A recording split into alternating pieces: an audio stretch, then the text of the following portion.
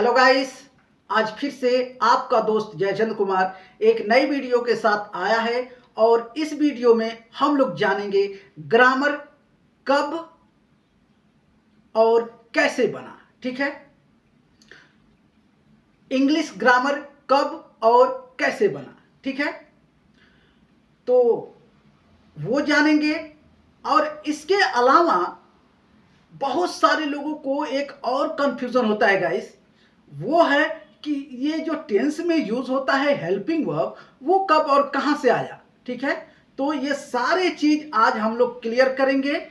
और अच्छी तरीके से जानने के लिए, समझने के लिए आपको मेरे साथ वीडियो में अंत तक बना रहना होगा। ठीक है, तो चलिए इसके ऊपर डिस्कस करते हैं। तो गाइस देखिए, ग्रामर की जरूरत तब पड़ती है जब किसी लैंग्वेज को दूसरे भाषा में कन्वर्ट किया जाए। यानी कि मान लीजिए अगर आप सीखना चाहते हैं भोजपुरी चलती है यूपी और बिहार में। ठीक है, तो यदि आपको सीखना होगा ना, तो या तो आप यूपी बिहार चले जाएं। ठीक है, या फिर आपको क्या करना होगा, उसका अगर ग्रामर मिल रहा है तो आप अपने भाषा से वो कनेक्ट करके आप उस भाषा को सीख सकते हैं।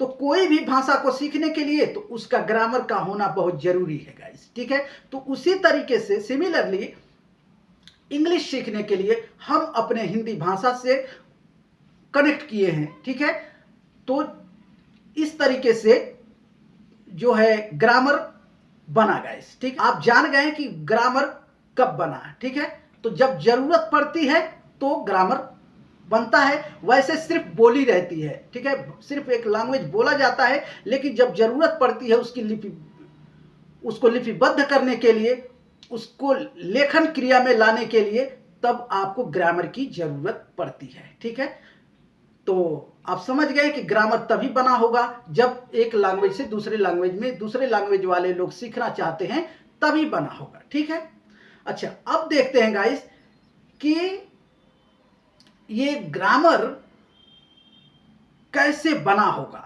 ठीक है, किस बेस पे बना होगा। तो हालांकि ये सब कहीं किसी वीडियो में आप नहीं पाएंगे, ना ही किसी ग्रामर की बुक में पाएंगे। ये मैंने अपने आप से डिकोड किया है गाइस, आपको बेहतरीन तरीके से समझाने के लिए। ठीक है, कि ग्रामर आखिर बना तो कैसे बना, ग्रामेरियन ने आखिर ग्रामर कैसे किस बेस पे बनाया होगा, तो वो आज मैं आप लोगों को बताने जा रहा हूं। और वो अगर आप जान जाएंगे, देखिए जब जड़ अगर मजबूत होगी ना, तो बाकी का सब कुछ ठीक होगा। ठीक है, तो अगर ये समझ गए अच्छे से तो बाकी समझने में बहुत आसानी होगा। ठीक है, बहुत इजी लगेगा। तो गाइस इसे समझाने के लिए मैं आपको एक संगठन के थ्रू समझाऊंगा गाइस। जैसे एक समाज है, समाज की कठिनाइयां बुराइयां दूर करने के लिए एक संगठन बनाया जाता है। ठीक है, और जब एक संगठन बनता है तो उस संगठन का एक नाम होता है। ठीक है, और जब संगठन बन जाता है और उसका नामकरण भी हो जाता है, तो फिर उस संगठन को चलाने के लिए कुछ लोगों की जरूरत होती है। और संगठन किसी एक आदमी से नहीं चलता है गाइस, तो संगठन में बहुत सारे लोग जुड़े होते हैं, तभी संगठन चलता है। ठीक है, तो उसी तरीके से आप ये समझ जाइए कि ग्रामर जो है ना, एक जो ग्रामर है वो तो अलग है, लेकिन वो कैसे यूज होता है। ग्रामर का मतलब होता है कि एक रूल रेगुलेशन है और उसी के हिसाब से आपको सब कुछ करना होता है, तो उसे कहते हैं ग्रामर। ठीक है, अब आपको मैं बताने जा रहा हूं गाइस कि जैसे एक संगठन बनाया। ठीक है, अब एक संगठन हमारा इंग्लिश का तैयार हो गया। ठीक है, इसके बाद में उस संगठन का नाम हमने रखा टेंस और टाइम। ठीक है, टेंस और टाइम। तो बहुत से लोग तो ये कहते हैं टेंस सीख लिया, टेंस सिखा रहे। ठीक है, लेकिन टेंस के साथ में ना टाइम भी है गाइस। ठीक है, तो टेंस एंड टाइम उस संगठन का नाम रखा। अब उस संगठन को चलाने के लिए कुछ लोगों की जरूरत पड़ी। तो देखिए यहां पे एक है, यहां पे एक है, यहां पे एक है। ठीक है, इस संगठन को रन करने के लिए, चलाने के लिए ये लोग हैं। और इस संगठन में फिर इन लोगों से बहुत से लोग जुड़े रहेंगे, ठीक है। तो ये लोग जो हेड हैं, तो जो जुड़े रहेंगे समाज के लोग, तो ये लोग उनका हेल्प करेंगे, ठीक है। तो एक संगठन के थ्रू मैं आपको ये समझाना चाहता हूं कैसे। आइए देखिएगा, जब संगठन हो जाता है, संगठन बन जाता है, उसका नाम होता है टेंस और टाइम, और उसके बाद उस संगठन को चलाने के लिए सबसे हेड है, देखिए यहाँ पे बी, ठीक है। इनका नाम बी है और इनका नाम हैव है और इनका नाम डू है, ठीक है। ये गाइस, ये ऐसा एक्सप्लेनेशन आपको कहीं नहीं मिलेगा, ये मैं खुद से आप लोगों को अच्छी तरीके से समझाने के लिए ये मैं बता रहा हूं और ये डिजाइन मैं किया हूं, ठीक है। तो गाइस देखिए, ये बी के पास में इतना पावर है गाइस, बी के पास में इतना पावर है कि वो प्रेजेंट में इस एम आर इसी बी से काम करता है, ठीक है। इसी बी साहब से, ये जो बी है ना, ये बी नाम का जो आदमी है, इसके पास इतना पावर है कि ये प्रेजेंट पास्ट फ्यूचर तीनों में काम करेंगे, ठीक है। ये जो हैव है, इनके भी पास उतना ही पावर है, ठीक है, लेकिन इनसे थोड़ा सा ये कम है। तो ये भी प्रेजेंट पास्ट फ्यूचर में ये काम करेंगे, ठीक है। सिमिलरली ये भी देखिए, डू साहब हैं, डू, ठीक है, ये डू नाम के हैं, तो ये भी प्रेजेंट पास्ट फ्यूचर में काम करेंगे, ठीक है। अब गाइस, जितने भी इनके साथ में मेंबर्स हैं, ठीक है, एक समाज में सब जुड़े रहते हैं, ठीक है। तो जो मेंबर्स हैं वो कौन है? वो मेंबर्स आपका वही वर्ब है जो उठना, खाना, पीना, सोना, नाचना, गाना, तो ये सब मेंबर्स हैं और ये जो लोग हैं उन्हीं लोगों का हेल्प करते हैं, ठीक है।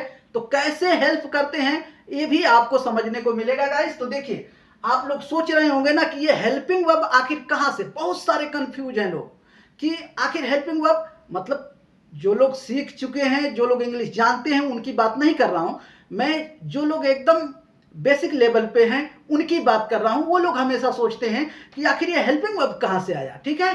तो ये हेल्पिंग वर्ब इनसे निकला है, बी से। देखिए, बी से निकला है प्रेजेंट के लिए इज एम आर, पास्ट के लिए वाज वर, और फ्यूचर के लिए ये बी खुद फ्यूचर में लग जाते हैं, विल के साथ में, शैल के साथ में वी का यूज हो जाता है, ठीक है। अब आइए यहां हैव को देखते हैं गाइस। हैव, तो हैव देखिए, प्रेजेंट के लिए ये हैव होते हैं, ठीक है। इसके बाद में पास्ट में हैड हो जाते हैं, ठीक है। तो कभी डबल हैड हो जाते हैं तो कभी सिंगल हैड हो जाते हैं, ठीक है। और फिर फ्यूचर के लिए भी हैव हो जाते हैं, ठीक है। और यहां पे देखिए डू, डू भी प्रेजेंट के लिए डू होता है, ठीक है। और इसके बाद में डिड हो जाता है, पास्ट के लिए डिड हो जाता है और फ्यूचर के लिए फिर डू हो जाता है ना। तो अब ये तो ऐसे एक फॉर्म है इन लोग का कि मतलब ये is am are was were, ये तो है ही, लेकिन इनके पास और भी तो है। इनके पास, बी के पास बी है, बीइंग है, बीन है, ठीक है। तो ये सब सारा है, बहुत ज्यादा पावरफुल, ये इन्हीं से सब कुछ निकला हुआ है ज्यादातर, ठीक है। इसके बाद ये है, तो ये भी अभी तो ये दिख रहा है कि हाँ हैव है, हैड है, ठीक है। लेकिन कुछ ऐसा सिचुएशन आएगा कि ये भी दोनों मिल करके चलाएंगे, ठीक है। जैसे हैड बीन, हैव बीन, ठीक है। और हैव डन, डिड, जो डू है ना, वो डन कैसे होगा, हैव लगेगा, इनका जब हेल्प मिलेगा तभी वो डन हो पाएंगे, ठीक है। तो पहली बात तो इन लोगों के पास जो हेल्पिंग वर्ब है उससे तो होता ही है, हेल्प करते हैं, फिर आपस में मिल करके भी हेल्प करते हैं लोगों को, ठीक है। तो ये सब बात, सारी चीज समझ में आपको जब टेंस सीखेंगे, तो अगले दिन से मैं टेंस पढ़ाने जा रहा हूं गाइस, तो आप लोग बिल्कुल जुड़ जाइए और बहुत अच्छे तरीके से सीखते हुए जाएंगे गाइस। तो आइए इन लोगों का मैं देख लेता हूं कि अगर ये वाज वर, ये अगर हेल्प ना करें तो आपको पता ही नहीं चलेगा कि ये कहना क्या चाह रहा है। यहां पे एक सेंटेंस मैं हिंदी में लिखा हूं, वह जा रहा। अब बताइए कि वह जा रहा किस टेंस में आता है, प्रेजेंट में है, पास्ट में है, फ्यूचर में है। कैसे पता चलेगा आपको कि प्रेजेंट में है कि पास्ट में है कि फ्यूचर में है? क्या पता चल रहा है क्या? वह जा रहा, नहीं पता चल रहा है ना। तो अगर मैं यहां पे है लगा दूं, वह जा रहा है, तो ये हो जाएगा हिंदी के हिसाब से अगर देखा जाए तो, अगर मैं यहां है लगाऊं, वह जा रहा है, तो पता चलेगा कि ये प्रेजेंट का है। ठीक है। अगर मैं यहां लगाऊं वह जा रहा था, यहां पे था लग जाएगा, तो फिर क्या होगा, वो पास्ट के लिए हो जाएगा। अगर मैं यहां लगाऊं गा, तो वह जा रहा होगा। ठीक है। तो ये फ्यूचर के लिए इंडिकेट कर देगा। ठीक है। तो हिंदी के हिसाब से यहां से हम लोग, हिंदी के लिए यहां से हम लोग पहचान देखते हैं गाइस। ठीक है। तो यहां से पहचान देखना बंद करिए गाइस। आपको इंग्लिश सीखना है ना, तो प्रेजेंट, तो पहचान आपके पास ये खुद है। यहां देखिए ना, यहां देख लीजिए, यही चीज मैं इंग्लिश में लिखा हूं, ही गोइंग। अगर मैं इज ना लगाऊं, अगर ये हेल्प नहीं करें, तो आपको इंग्लिश में भी नहीं पता चलेगा वो कहना क्या चाह रहा है। ठीक है। ये हेल्पिंग वर्ब, यहां पे देखिए, ये हेल्प किए हैं आके यहां पे, ये बताने के लिए कि ये कौन से टाइम का है, ये हेल्प हुआ है, ये इज, यही इज आके यहाँ पे लगा है, तब जाके ही इज गोइंग, वह जा रहा है। यहां से, यहां हम है नहीं लिखे, कुछ भी नहीं लिखे, तब भी इससे हमको पता चल रहा है कि ये प्रेजेंट टाइम का सेंटेंस है गाइस। देख लीजिए, ही इज गोइंग, वह जा रहा है, इसका मतलब वही होगा, वह जा रहा है। ठीक है। ही वॉज गोइंग, अब देखिए वॉज आ गया, तो यहां पास्ट में हेल्प कर रहा है। ठीक है। ही वॉज गोइंग, तो यहां जो पहचान आप ढूंढ रहे हैं ना, ढूंढना बंद कर दीजिए। यहां से पहचान मत देखिए, आप पहचान देखिए इंग्लिश में। ठीक है। बहुत जल्दी पकड़ में आएगा गाइस। ठीक है। अब देखिए, यही सेंटेंस को यहां पे विल भी लगाइए ना, विल भी लगाइए, फ्यूचर हो गया। ठीक है। तो ये हेल्प करते हैं, इसीलिए इनका नाम है हेल्पिंग वर्ब। ठीक है। हेल्प किसका करते हैं? तो ये जो उठना, उठना, नाचना, गाना, खाना, पीना, सोना, ये जितने भी लोग हैं, उन्हीं लोगों का ये क्या है? अगर वैसे जिस हिसाब से मैं ये बताया, तो ये हैं मेंबर्स। ठीक है। जितने भी वर्ब हैं वो मेंबर्स हैं, और ये हेल्पिंग वर्ब है, तो ये इन लोगों का हेल्प करते हैं। कैसे हेल्प करते हैं? तो यहां देख लिए कि मतलब इज दे दिए, यहां पे इज दे दिए, तो ये गोइंग प्रेजेंट में हो गया कि प्रेजेंट टेंस का ये सेंटेंस है। वाज दे दिए यहां पे, तो पास्ट टेंस का सेंटेंस है। ठीक है। पास्ट कंटिन्यूअस का। यहां पे देखिए विल भी आ गए, विल के साथ में ये भी खुद आ गया यहां पे। ठीक है। तो ये देख लीजिए, ये फ्यूचर कंटिन्यूअस हो गया। ठीक है। तो इस तरीके से गाइस आपको देखना है। ठीक है।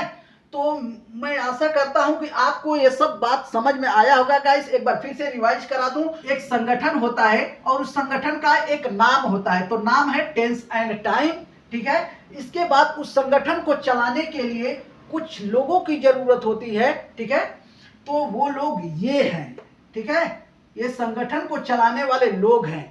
तो जब भी किसी को जरूरत पड़ती है, तो ये लोग हेल्प उन लोगों को करते हैं। ये भी करते हैं, ये भी करते हैं, ये भी करते हैं। कभी कभी ये दोनों मिलके करते हैं, कभी कभी ये दोनों मिलके करते हैं, इस तरीके से।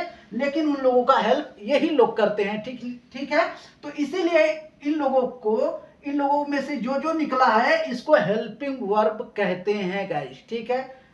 अब आपको समझ में आ गया होगा कि ये हेल्पिंग वर्ब कहां से आए हैं। ठीक है। और इसके पहले मैं बता दिया कि ग्रामर की जरूरत कब होती है। ठीक है। तो ग्रामर की जरूरत तभी होती है जब किसी लैंग्वेज को कोई दूसरा लैंग्वेज वाला सीखना चाहता हो। ठीक है। उसको लिपिबद्ध करना होता है, तभी ग्रामर की जरूरत होती है गाइस। ठीक है। तो शायद आप लोगों को ये पूरी बात मेरी समझ में आ गई होगी, और इसके बाद कल से हम लोग बिल्कुल टेंस में उतर जाएंगे, टेंस सीखना शुरू कर देंगे, टेंस और टाइम। इसीलिए टेंस, एक बार और बता दूंगा इसकी, टेंस और टाइम इसीलिए, तो देखिए टेंस तो है ही। ठीक है। इसके बाद में ये देखिए टाइम ही तो है। प्रेजेंट क्या है? प्रेजेंट टाइम दिखा रहा है, पास्ट टाइम दिखा रहा है, फ्यूचर टाइम दिखा रहा है। ठीक है। तो सब में ये लगता है, इसीलिए कहा जाता है टेंस और टाइम।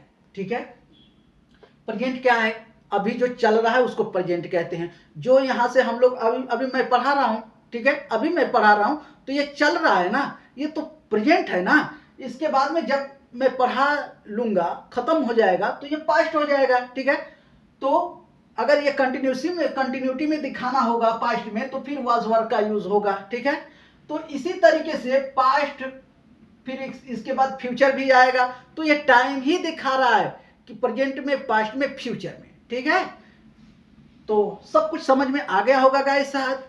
और कोई भी प्रॉब्लम हो, कुछ भी समझ में ना आए तो एक बार कमेंट करिए, आपके कमेंट का रिप्लाई बहुत जल्द दिया जाएगा गाइस। तो अगर आप नए हैं चैनल पे तो प्लीज़ चैनल को सब्सक्राइब कर लें, ये बिल्कुल आपका चैनल है और जब चाहें आप कमेंट कर सकते हैं, आप इससे सीखिए और वीडियो को लाइक किया करें गाइस। तो बस आज के लिए इतना ही, मिलेंगे अगली वीडियो में, तब तक के लिए bye bye, take care and keep practice.